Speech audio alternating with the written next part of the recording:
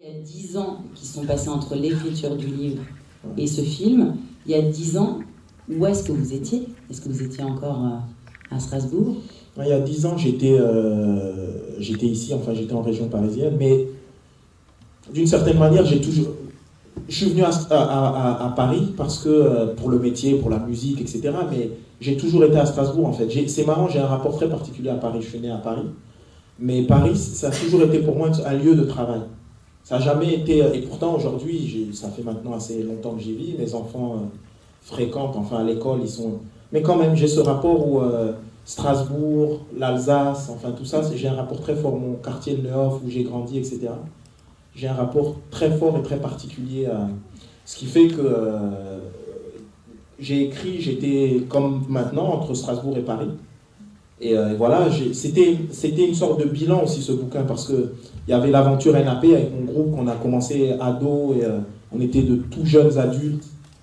Et mon premier fils venait de naître, enfin il y avait quelque chose de... On passait à autre chose, c'était à la fois mon premier livre, et c'était également mon premier disque solo qui arrivait, enfin c'était un autre cycle en fait. J'ai l'impression que C'était le début d'un autre cycle. Ouais, c'était le début d'un autre cycle. J'ai l'impression que tous les 10 ans, comme ça, il y a un truc un peu particulier qui arrive. Et là, on a fait un film. Et justement, vous êtes allé retourner là-bas au Neuhoff avec des gens du quartier. Il y a des personnes que vous connaissez, il y a des personnes de votre famille dans le film. Vous racontez votre vécu, celui d'un adolescent dans les années 80-90. C'est ça, hein? Ouais, mais en même temps, ouais. Enfin, en tout cas, le bouquin, il parle mais le film est moins explicite rapport au temps. D'ailleurs, après, on pourra parler de l'intemporalité, du noir et blanc, etc. Mais il y avait cette idée de dire finalement que ce que j'ai vécu, moi, dans les années 80-90, etc., pas tant de choses avaient changé finalement. Et il y avait cette idée de dire que, voilà, bon, évidemment, il y a des choses qui ont bougé, mais... Et le noir et blanc, je voulais marquer ça aussi. Je voulais marquer le fait qu'il y avait quelque chose qui était pareil, en fait, qui n'avait pas changé d'une certaine manière. C'est-à-dire que vous traitez des thèmes intemporels. Par exemple, moi, ce qui m'intéresse, c'est quand vous êtes allé tourner là-bas, comment ça s'est passé? Comment vous avez été perçu? Est-ce que vous avez encore de la famille, concrètement, qui vit là-bas, et du coup, des anciens? Enfin, comment vous avez été accueilli? D'abord, rapport à ce que je viens de vous dire, juste là, c'est que, en fait, j'ai jamais vraiment quitté ma cité, jamais vraiment quitté le Neuhoff, en fait. J'ai un peu de famille, il me reste encore un peu de famille là-bas, mais surtout j'ai des amis et je travaille avec des associations, enfin pour plein de choses. C'est vraiment, quand je suis à Strasbourg, je suis là-bas, enfin j'ai un rapport très fort à mon quartier depuis toujours. En fait. Donc ce qui fait que j'ai pas été perçu d'une manière, parce que j'étais toujours là. Je sais pas quelqu'un qui venait ou tout d'un coup, ah, ça fait longtemps, t'as plus vu et tu reviens.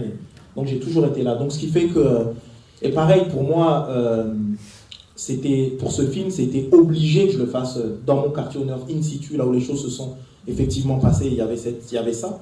Puis il y avait autre chose aussi, c'est qu'une démarche entre guillemets un peu politique, si je peux m'exprimer ainsi. C'est-à-dire il y avait cette idée de nous raconter. C'est-à-dire que, ça c'est des longues discussions que j'ai eues avec Mathieu, je suis un grand admirateur du néoréalisme italien, enfin ce genre de choses, et il y a cette idée... Je voulais nous raconter de l'intérieur. Encore une fois, j'ai pas fait ce film ou écrit ce bouquin parce que je me trouve merveilleux et que j'ai envie de... C'est que tout ça, je ne suis qu'un prétexte en fait, pour raconter l'histoire de plein de gens, de raconter des histoires de gens que j'aime, de raconter des histoires d'individus. Et je trouve, voilà, c'est des choses que je répète assez souvent, mais pour moi, l'humanité, la citoyenneté, elle ne s'arrête pas aux frontières des cités. C'est vraiment, il y a des êtres humains. Et moi, il y avait cette idée de sortir du regard du fait divers, du regard sociologique, du regard statistique, enfin, de toutes ces choses-là. Ou même un Mathieu Kassovitz, quand il fait La haine, bon, son film est super, c'est un film qui nous a marqué énormément.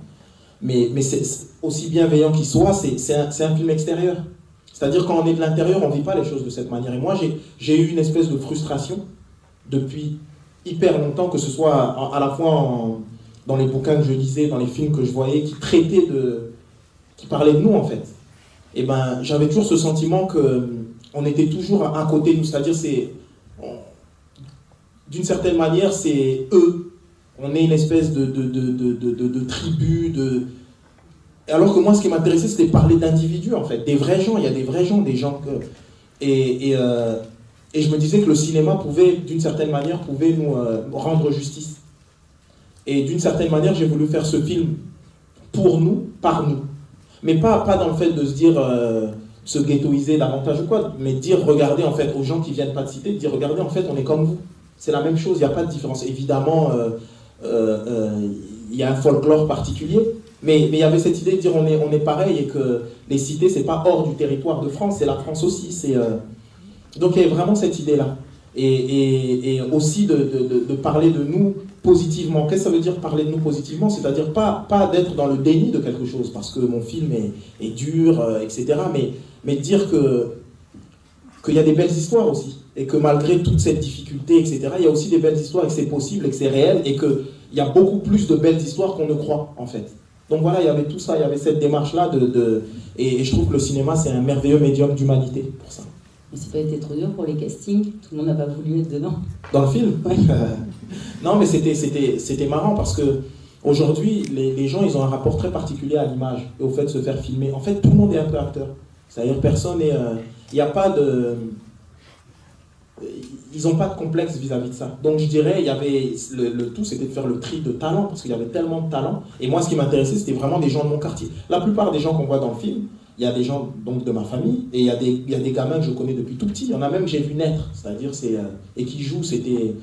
Et donc voilà, donc ça c'était important pour moi, le fait que à la cantine, enfin c'était les mamans de la cité qui faisaient à manger, le fait qu'à la régie c'était des gens de la cité, le fait que une partie de la production c'était des gens du quartier, voilà, tout ça pour moi c'était beau parce que voilà, on était capable de se mettre ensemble et de faire quelque chose ensemble.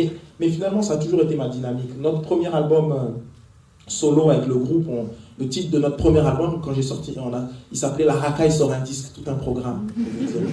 Mais il y avait cette idée de dire, voilà, on nous stigmatise, et ben on va vous montrer que la racaille peut faire quelque chose, on peut se mettre ensemble. Il y a toujours, c'est une démarche récurrente chez moi, cette idée de dire de faire du lien, et de dire, et de casser un peu les clichés, les stéréotypes, les préjugés, et puis de faire avancer en toute humilité, mais concrètement faire avancer les choses. Il y a des gamins dans le film, il y a des types qui ont bossé sur le projet, c'était la première fois de leur vie qu'ils recevaient une fiche de paye, par exemple. Pour moi, c'est fort, c'est quelque chose. À la fin du film, il y a des mamans, par exemple, qui venaient, qui disaient c'est la première fois que mon fils se lève pour chaque matin pour aller bosser. Donc ces choses-là, pour moi, c'est des choses qui sont importantes.